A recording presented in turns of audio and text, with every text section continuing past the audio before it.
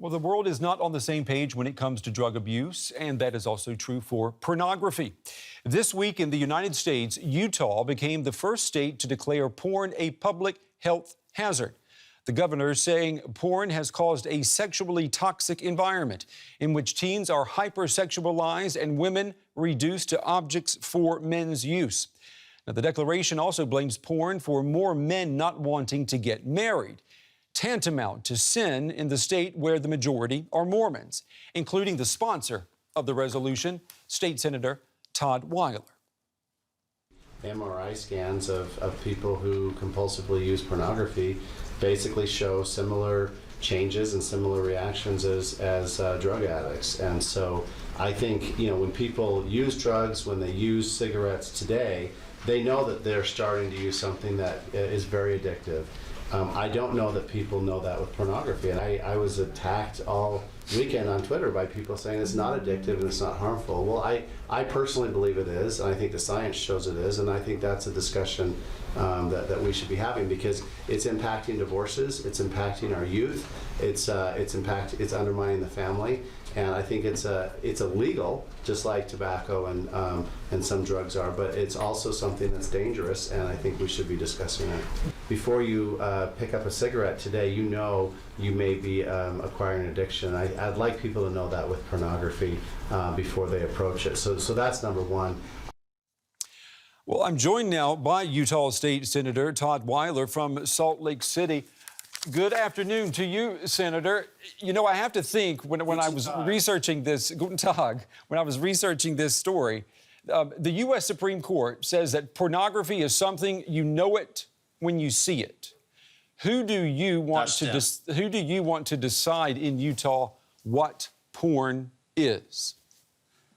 The resolution doesn't actually get into the nitty-gritty and deciding what is or is not pornography. I think most of us would agree that we know it when we see it. We're not talking about, a swimsuit issue of Sports Illustrated or something like that. What the resolution is saying is we need to take, like we did with tobacco 40 years ago in the United States, we need to take more proactive steps to protect 11-year-old boys and girls and 12-year-old boys and girls from graphic, debasing pornography. No 11-year-old boy needs to see three men penetrating a woman and spitting on her and pulling her hair and slapping her around. And that's what 92% of pornography is today. Let me pick up on this point about tobacco. You say that porn is like tobacco was in the 1950s. Tobacco leads to cancer, and people die from that. Pornography is not killing anybody. No, it's not, but it is actually changing. The research is telling us today that for a developing adolescent mind, it changes the brain chemistry. It's the dopamine that's released in the brain when you view pornography, and it changes the reward centers. Time magazine in the United States this week ran a story on 26-year-old men who are advocating, they're not religious, they're not moral, they're saying we can't have a normal sexual relationship now because our brains have been warped by pornography. We can't get aroused without viewing pornography.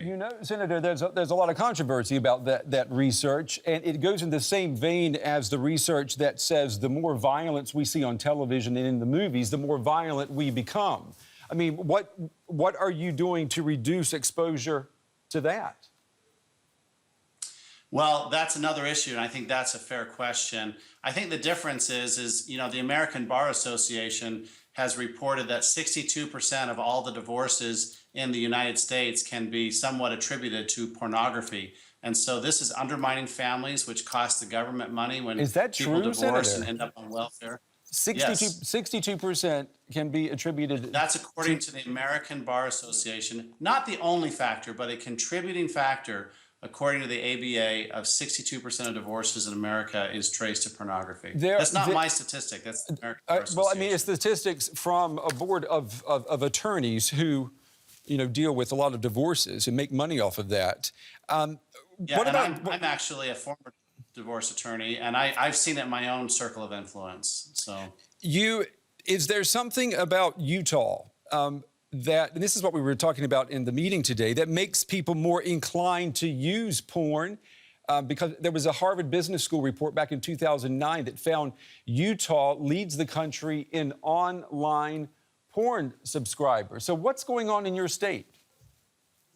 Yeah, so what the study said was it's paid prescriptions. So Utah was 5 paid prescriptions per 1,000 people. California was 3 paid prescriptions. So I do think the culture here in Utah, there's not a lot of sex shops or striptease joints. There's not a lot of adult bookstores where I think people in other states would go. And just the very nature of the internet being anonymous and affordable, I think leads some of the suppressed people in Utah to paid subscriptions. Senator, I was going through the resolution today, and in the resolution it says that porn leads to a lessening desire in men to marry. How is that a public health hazard? Well, I mean, besides the obvious that it perpetuates the population, I do think that it is in the best interest of our culture in Utah to have people marry and rear children. We're a very family-friendly culture and family-friendly state. And I want to point out that every sentence in my resolution is footnoted to research that was presented at a symposium at the U.S. Capitol last July. All right, Mr. Weiler, unfortunately, we're out of time. We could talk a lot longer about this, but we certainly appreciate you taking the time to talk with us tonight. Utah State Senator Todd Weiler there joining us from Salt Lake City. Thank you, Senator. Danke schön.